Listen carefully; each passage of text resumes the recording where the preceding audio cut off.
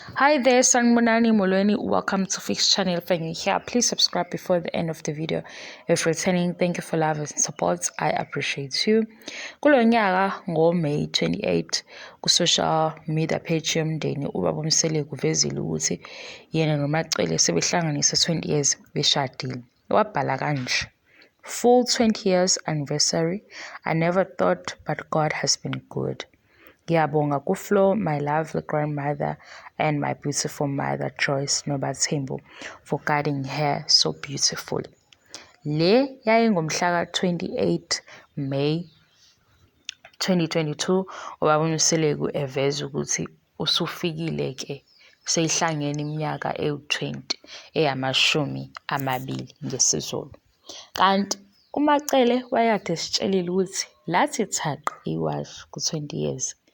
Akasophinde avume kube khona omunye unkosikazi.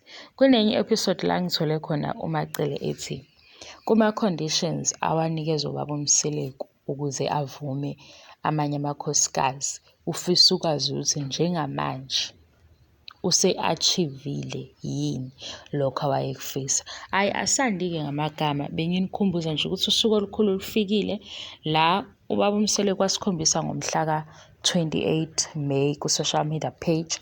Kwathi ngoJune, angikhumbuli kahle usuku, kwayila sibona khona ukuthi bese ukhona-ke umcimbi woku-celebrate u-20 years. Kanti ngapha kuThando Nes'thembu kuvela ku-episode 9 ovele Friday, ozovela ngoLwesine kwabanye.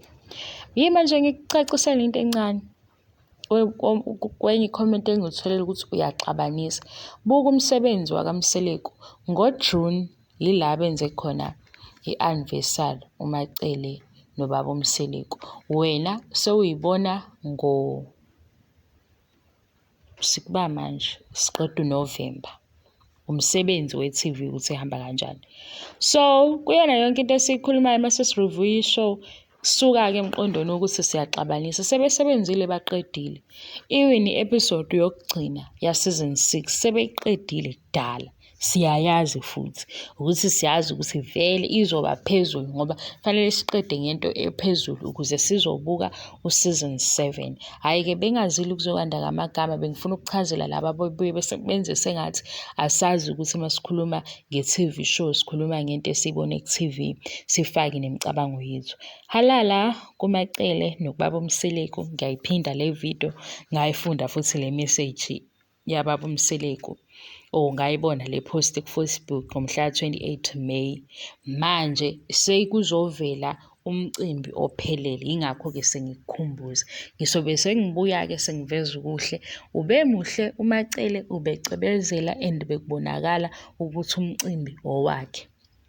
NoMakhumalo njengenjwayelo. Umswenko-ke uMakhumalo, hhayi lo beme njalo. Uyagqilaza uMakhumalo ngokuswenka.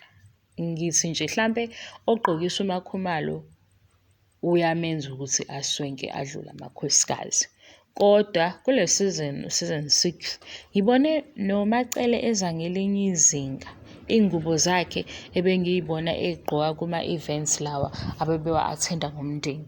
Njengomndeni angivale-ke le video la. Ngiyabonga i-support, ngiyabonga uthando, ngiyabonga futhi kwabangi-understand-ayo nabangangi-understand futhi ayikho inkinga. Okwami nje ukhuluma nge-TV show eveza iy'ndaba zasemzumbe abavumile ukuthi zivele ku-TV.